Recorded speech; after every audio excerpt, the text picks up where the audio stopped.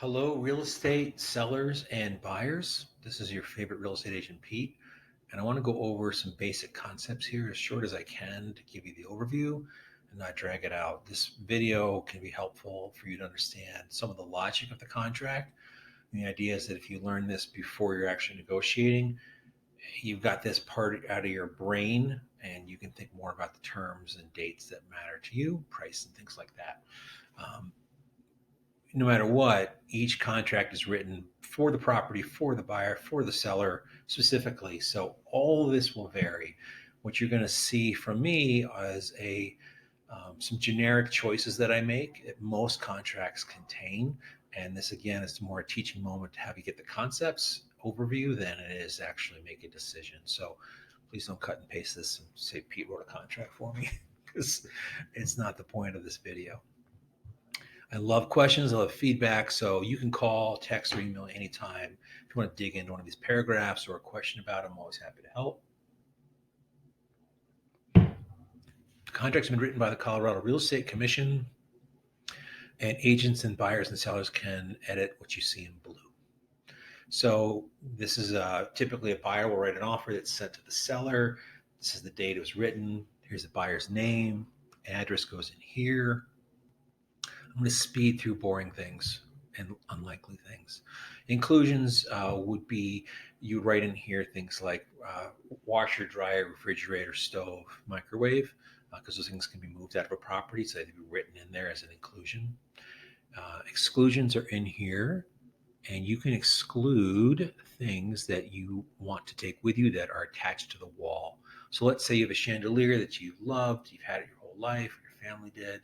It's attached to the wall. It's an assumption that what's attached to the wall stays with the property. It's part of the real estate, but you can exclude it or write it in to be excluded, or counter back to the buyer that, hey, guess what? I like your offer, but I want to keep my chandelier. It would go in exclusions. Not going to talk about water at this point. I want to dig into dates here. MEC, oh my gosh, MEC is the date that mutual execution of contract. That's the date that buyer and seller have signed, both signed the document saying, okay, we see your offer. We're okay with it.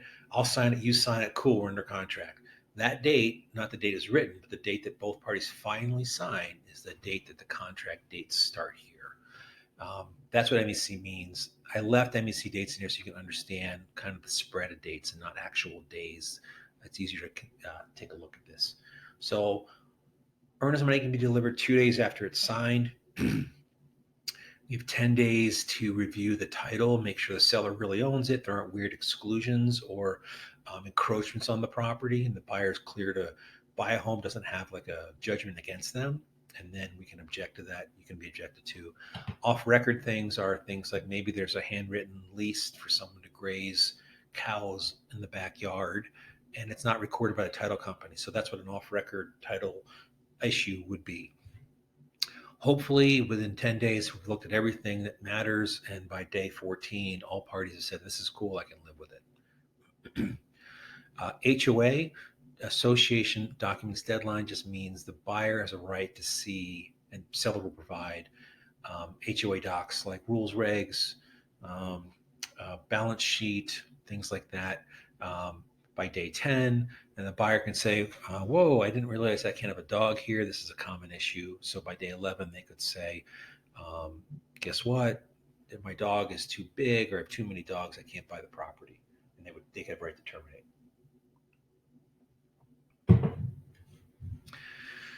Loan terms deadline is the day that a buyer, up to that 10th day, the buyer can say, I'm really sorry, but the loan rate changed, doesn't make sense for me anymore.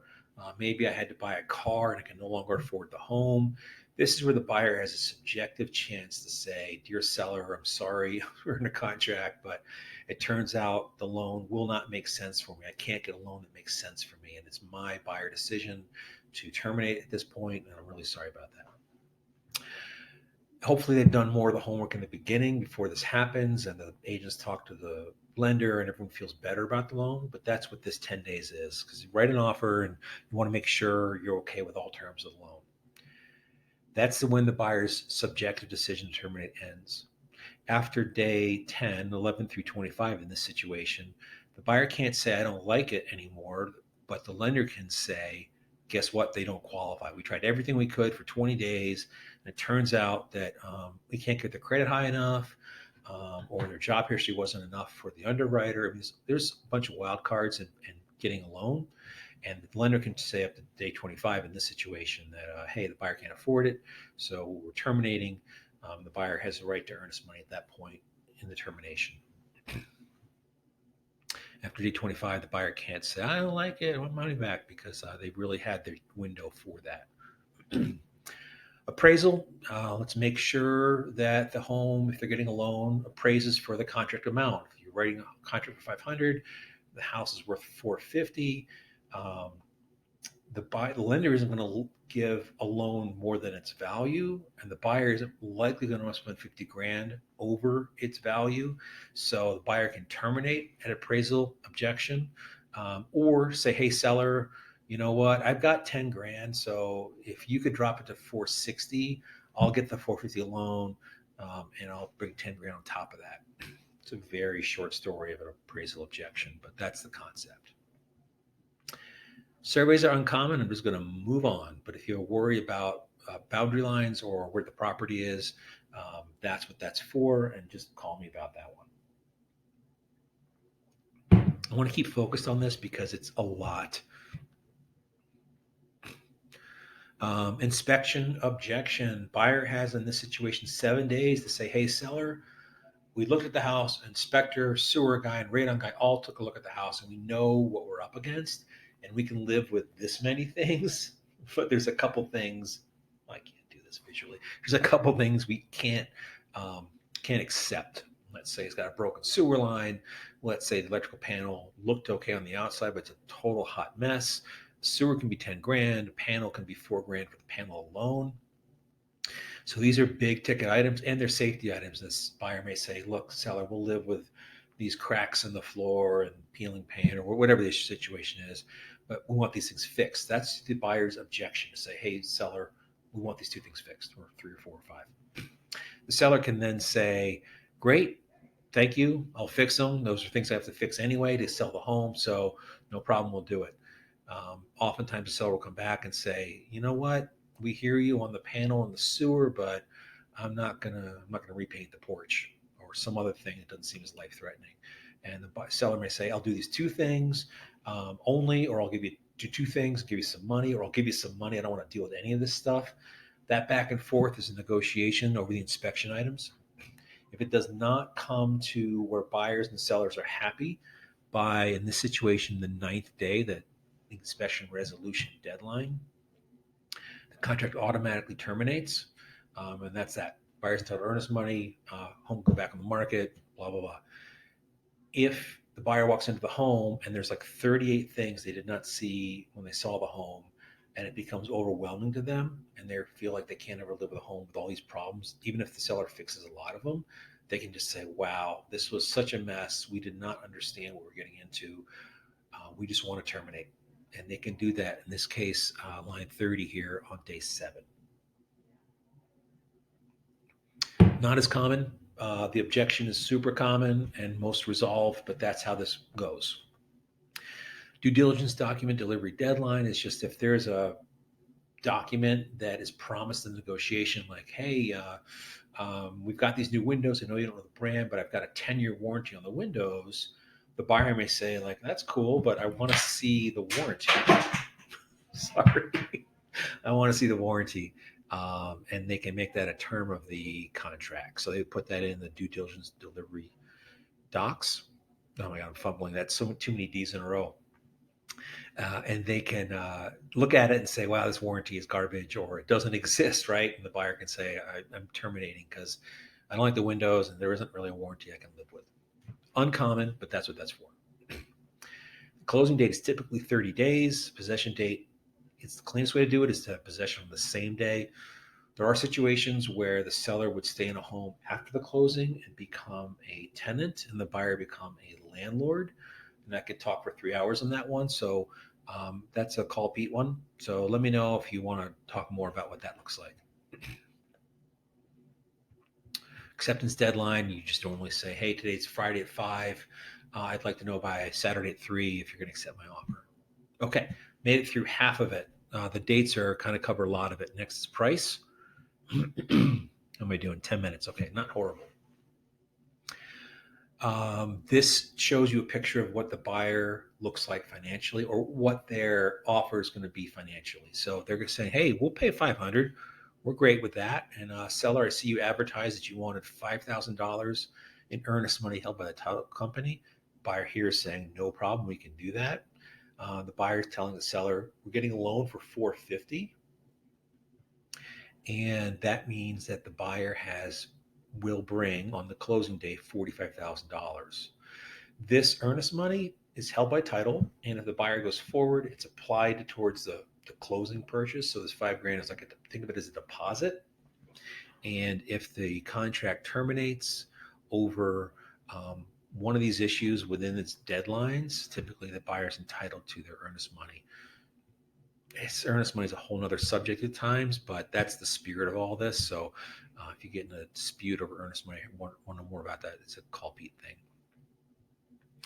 Earnest money these days is oftentimes deposited by wire. It's just honestly so much easier. So we put that in here.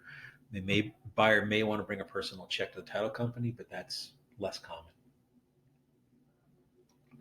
And in this situation, you're going to specify who the title company is. And the seller lists usually who the title company is, and that causes the seller to pay for the extra title insurance. It's a buyer benefit. And also the seller at this point, if they've listed and they're ready to sell it, they've researched the title with this title company already. We've talked about some of these concepts, so I'm going to keep trucking and not make this a 40-minute video. Hopefully get this done in another 5 minutes or so for everyone. I'm not going to go over disputes. The buyer will submit what they're going to use for a loan. So they might get a conventional loan, they might be using an FHA loan, VA, or some other format, but they're going to define that as, because people want to know in an FHA, if it's an FHA loan and VA, there are tighter terms on the habitability of the home. So the seller might not want that if FHA is going to look at the home in the appraisal process really tighter than they want. If the home's really kind of an older mess, conventional appraiser requires less of a home functionally, if that makes sense. Okay.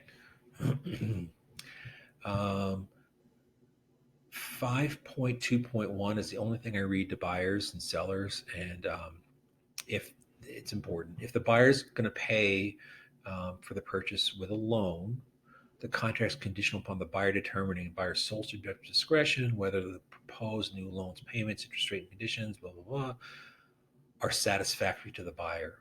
Buyer's sole subjective discretion. So buyers hustle and get through your questions on your loan, and sellers realize that it ain't sold yet as we live in the new loan terms, 10 days. Sometimes it's 5 days, but it's important to understand that the buyers really have a lot of rights. And it's good because the buyer needs to be able to be positive they can afford it and they can close, right? These are important things. Talked about appraisal. I'm going to keep trucking through that. Buyer pays for the appraisal. This talks about the HOA and kind of what the seller has to provide when a buyer's reviewing the HOA docs. Typically, the seller will pay for the title insurance, and the buyer gets if the title insurance is $1,000. The buyer's version of that will be like $400 or $500. It's more than, it's like $2,000 these days. So maybe it's $2,000 and $1,000. But this is typically how things are written these days. Buyer can pay for title insurance, but it's not common. I'm going to go past the boring things. They're not boring. Don't read that wrong. They are less common and less of an impact to a buyer or seller. All important though. So please, again, call me anytime for this stuff. Surveys, rare. Oh my gosh, can't scroll. So I'm trucking here. Hold on. There we go. This will work better.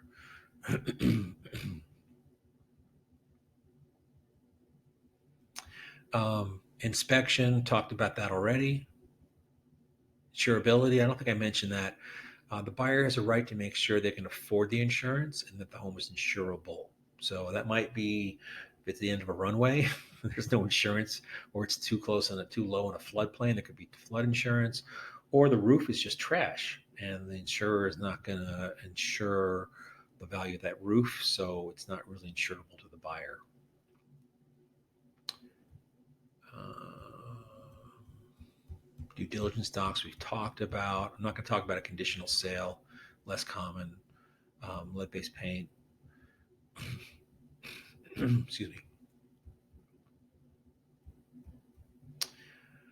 Title's an interesting subject, but really you're just making sure that the seller can sell it and the buyer understands what limitations of the ownership exist, like if there's an impact like an easement on the property. And then title will sell title insurance to the seller and sell title insurance to the buyer, stating that all debts are cleared at the closing table. So if someone in the future says, "Hey, buyer, I never got paid for the roof on that house," the buyer would say, "Look, all debts were settled. Go to the title insurance company," and that's a claim for the title insurance because they researched and guaranteed there were no more outstanding debts on the property. This is like the color by numbers version of a contract, but thank you for watching so far. We're almost done. Um, Closing services fees are split by buyer and seller, and that just means that the title company acts as like the broker at the dealer at the poker table, and they should be neutral. So buyer and seller both pay half of the title insurance, title closer's fee, which is like 350 total. That gets split. The rest of these things are written from a buyer's perspective of saying, hey, I don't know if there's a transfer fee for the HOA. I don't know if there are document fees or record change fees or status letter fees. So a buyer often will write in, hey, seller, you pay for the HOA to do the changes it has to make. That's the short version there. Call me with an HOA and you want to deal with this stuff more. Prorations, the um, seller, let's say, owns the home 3 months of a year. The seller, the buyer, in the next year will get a following year, calendar year, will get a bill from the county for a whole year's taxes. So if it closes in March, the seller is going to transfer or pay or have its proceeds reduced by 3/12 of the taxes that year. And so they've given the buyer their proration, their amount of the time they lived in the house, that amount of taxes, because the buyer then pays the next year the entire bill.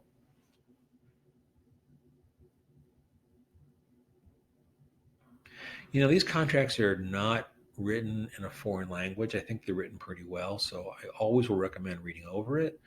And again, call me if you want to think about some of the details or you've had an experience or you're stuck thinking about something here. I can talk about this way too long, so I'm going fast here. Additional provisions might be, these days we see as is, like, hey, I'll buy it as is, or hey, I'm willing to spend $5,000 worth of appraised value if I have to. This is where buyers may freestyle a little bit in terms of writing terms that are most competitive. And yeah, that's what's in there. I'm not even going to dig into that stuff, but that's where you'd see special terms for that. And that is the end of the contract. What you see below is not part of the contract. This is end of the contract. This is between brokers, agents. And yeah, you made it. Woo! 19 minutes. Okay, not too bad. Again, this is Pete. I'd love to help you out as you need to answer questions. I need answers for questions on this stuff. I think I'm done talking. And thanks again for watching. If I can help you out anytime in the future, please let me know. Thanks. See ya.